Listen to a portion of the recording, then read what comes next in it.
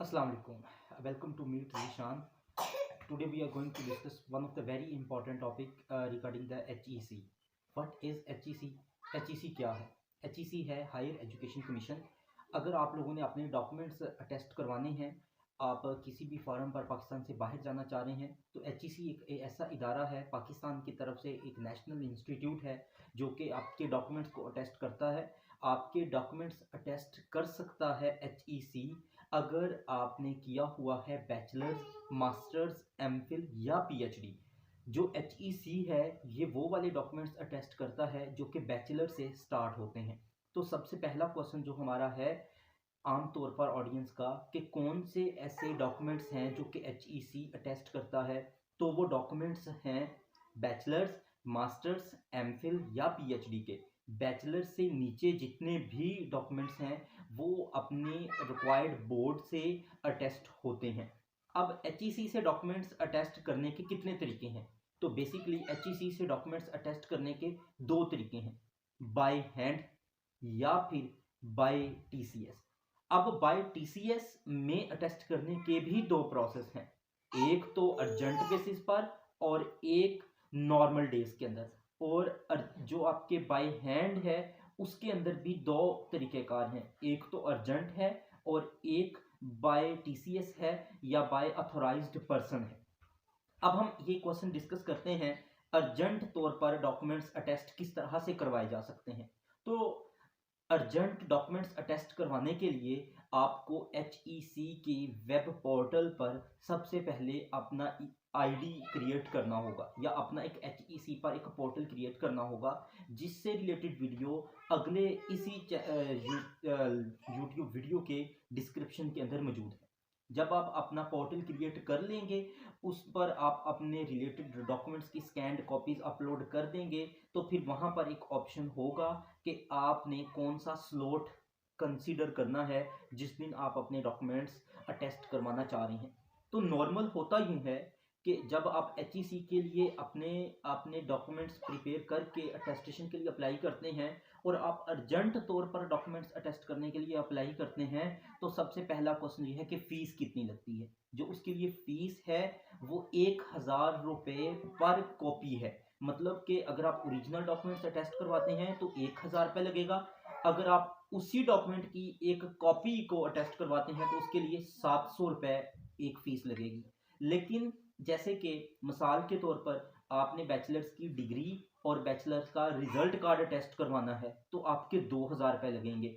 उसके साथ अर्जेंट की जो फीस है वो 3000 रुपये पर एप्लीकेशन है। मतलब मैंने आज एक एप्लीकेशन सबमिट करवाई जिसके अंदर मैंने कहा कि मैंने बैचलर की डिग्री, बैचलर का रिजल्ट कार्ड, मास्टर्स की डिग्री और मास्टर्स का रिजल्ट कार्ड अटेस्ट करवाना है।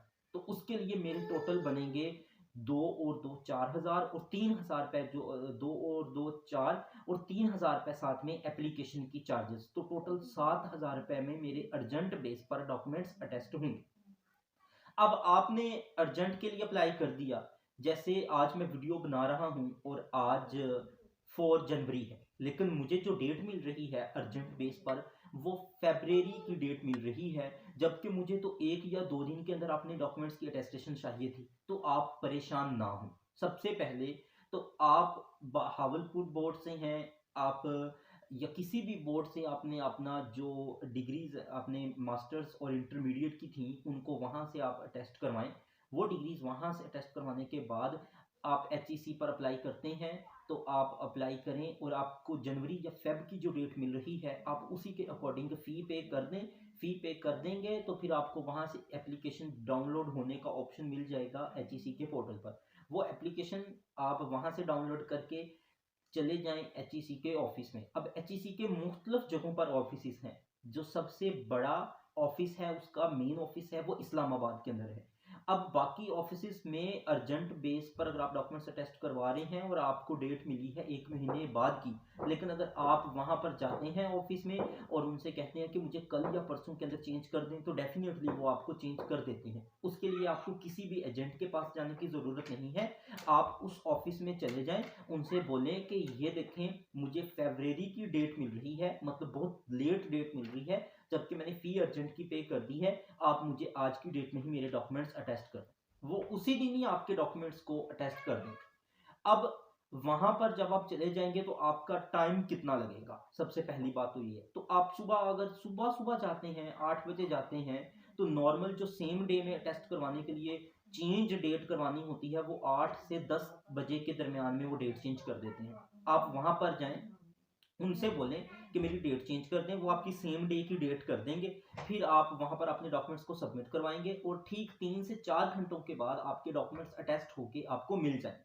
अब आपने साथ में लेके क्या जाना है, आपने अपने ओरिजिनल डॉक्यूमेंट्स और उनकी फोटो कॉपीज लेके जानी है, अपना ओरिजिनल आईडी कार्ड और ओरिजिनल आईडी कार्ड की फोटो कॉपी लेके जानी है। अब होगा ये इसके बाद कि अगर आपने खुद नहीं जा सकते तो आप किसको भिजवा सकते हैं और किसके जरिए से अपने डॉक्यूमेंट्स अटेस्ट करवा सकते हैं। तो आप अपने चचा को, आप अपने भाई को, अपने अब्बू को, अपनी अम्मी को, अपने बहन को, मतलब आप अपने ब्लड रिलेशंस में जो आपके प्योर ब्लड रिलेशंस में लोग हैं, उनको भिजवा के उनको ऑथराइज्ड पर्सन बनाकर अपने डॉक्यूमेंट्स जो हैं वो आप वेरीफाई करवा सकते हैं। आपकी पुप्पो भी करवा सकती है, आपके चाचू, आपकी अम्मी, आपके अब्बू, आपके भाई और आपके बहन, या आपका कोई बेटा है, अगर आप मैरिड हैं तो आपकी जो मिसिज है, आपकी वाइफ है, वो भी आपके बिहाफ पर जाके एचईसी से डॉक्यूमेंट्स वेरीफाई करवा सकते हैं।